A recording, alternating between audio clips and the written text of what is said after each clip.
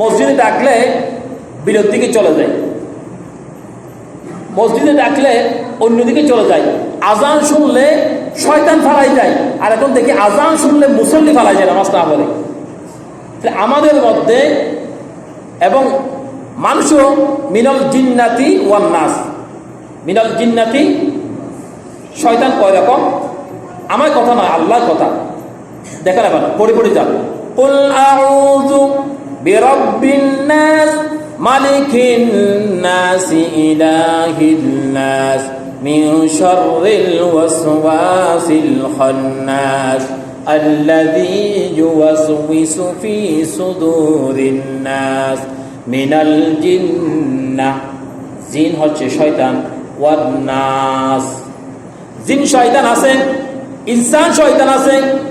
আল্লাহ থেকে প্রশ্ন করে, আল্লাহ ইনসান শয়তান কিভাবে হয়? বলাতে আই বেড়া আজান দিচ্ছে মসজিদের মধ্যে, আজ যাবো না, এদিকে চলে যায়, ফালাই যায়। এটা হচ্ছে ইনসান শয়তান। আর জিন শয়তান ভিতরে কুমন্ত্রণা দেয়, ইনসান শয়তান বাহিরে কুমন্ত্রণা দিয়ে নিয়ে যায়। তাহলে শয়তান চেনার জন্য একটা ইনসান শয়তান কীরকম আমাদেরকে শয়তানি করায়, আর জিন শয়তান আমাদেরকে কীভাবে শয়তানি করায়। আই বেড়া এই মানুষটাকে মেরে ফেলবো আজকে টাকার বিনিময়ে, আজকে আই এই মেয়েটার সাথে সে খারাপ কথা বলবো। এটা হচ্ছে এক বন্ধু মান তাশাব্বাহা বিকওমিন ফাহুয়া মিন। একজন খারাপ বন্ধুর সাথে কেউ যদি চলাফেরা করে সে খারাপ হয়ে যায়, আর একজন ভালো বন্ধুর সাথে যদি কেউ যদি চলাফেরা করে সে ভালো হয়ে যায়। এই জন্য আমরা ভালো বন্ধু অর্জন করব, খারাপ বন্ধু আমাদের জীবন থেকে বাদ করে দিব। আল্লাহ রাব্বুল আলামিন আমাদেরকে শাফাআতের জন্য দোয়া করবেন।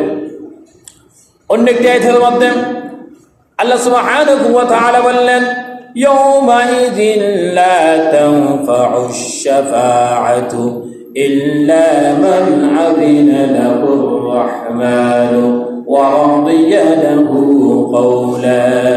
কুরআনুল কারীমের 20 নম্বর সূরা এই 20 নম্বর সূরার মধ্যে আল্লাহ রাব্বুল আলামিন বললেন, সেদিন যেই দিন মানুষ দণ্ডময় হবে, দাঁড়িয়ে যাবে, ইয়াওমাইযিন লা তানফাউশ শাফাআতু ইল্লা মান আযিনা লাহুর রাহমানু ওয়া রাদিয়া লাহু কওলা। সেই দিন, ওই দিন আল্লাহর সাথে আল্লাহ যাকে অনুমতি দিবেন, যাকে মানুষের জন্য সুপারিশ করার জন্য বলবেন, ওই সুপারিশের দিন অনুমতি দিবেন।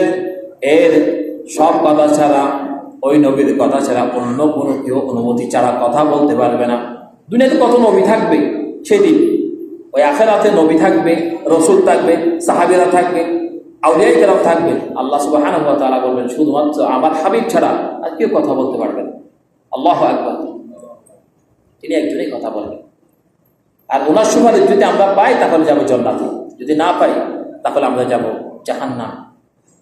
আমরা তো আশা করি এরকম যে আমরা জান্নাতে যাব। একটা হাদিস আছে যে মুমিন বান্দা যিনি কালিমা পড়েছেন একবার কিনা একবার জাহান্নামের মধ্যে শাস্তি ভোগ করা হলে জান্নাতে যাবে। কিন্তু আমরা তো ফার্স্ট ক্লাস মুসলমান, আমরা তো নবীদের সাথে এমন আমল করলে নবীদের সাথে জান্নাতে যেতে পারবো, এমন আমল করলে আমরা সাহাবীদের সাথে জান্নাতে যেতে পারবো, এমন আমল করলে আউলিয়া কেরামদের সাথে জান্নাতে যেতে পারবো। তাহলে আমরা শাস্তি ভোগ করবো কেন? শাস্তি যাবো কেন? আল্লাহর শাস্তি এটা কত কঠিন হবে আমরা সহজ মনে করতেছি, আর একটু কষ্ট ভাব করে আল্লাহকে রহমানুর রহিম না, জান্নাতে দিয়ে দিবে, এই চিন্তা ভাবনা করে আমরা অপরাধ থেকে বাঁচতেছি না। এরকম নাই। শাস্তি কিরকম, আপনারা যদি এই শাস্তির বর্ণনাগুলো যদি শুনেন তখন বুঝতে পারবে শাস্তি আসলে কিরকম। পুলিশের শাস্তি এবং সেনাবাহিনীর শাস্তি এক নাকি ভিন্ন? পুলিশের যেরকম শাস্তি দেয় সেনাবাহিনী কি সমান শাস্তি দেয় নাকি ভিন্ন আছে শাস্তি? ভিন্ন নাই, পার্থক্য নাই। তাহলে দুনিয়ার শাস্তি এতটুকু বুঝেন যে পুলিশের শাস্তির থেকে যদি সেনাবাহিনীর শাস্তি যদি ভিন্ন হয়, দুনিয়ার শাস্তির তুলনায় আখিরাতের শাস্তি তার থেকে বেশি। এটা সহজ পদ্ধতিতে বুঝিয়ে দিলাম। আর যদি যিনি প্রধানমন্ত্রী তার জন্য যদি আমরা যদি কোনো দোষ করে ফেলি, অপরাধ করে ফেলি, সেই যদি নিজে শাস্তি দেয়, তাহলে সেনাবাহিনী পুলিশ থেকে সেনাবাহিনীর থেকে প্রধানমন্ত্রী যিনি থাকবে রাষ্ট্রপতি তার সাথে যদি বেয়াদবি হয়ে যায়, সেই কি শাস্তি পুলিশ থেকে সেনাবাহিনীর থেকে আরো বেশি দিবে না, নাই কম দিবে? বেশি দিবে। আল্লাহর শাস্তি হচ্ছে আমরা যদি আল্লাহর সাথে নাফরমানি করি, গাদ্দারি করি, আল্লাহ শাস্তি দিবেন, এই শাস্তি আমরা ভোগ করতে পারবো না। এই জন্য বলছেন তুমি শাস্তির দিকে যেও না, রহমতের দিকে যাও, গোনা মাফের দিকে যাও। আল্লাহ আমাদেরকে গোনা মাফ করে নিয়ে এই দুনিয়ার থেকে চলে যাওয়ার জন্য তৌফিক দান করেন, বলেন আমিন। আল্লাহ রাব্বুল আলামিন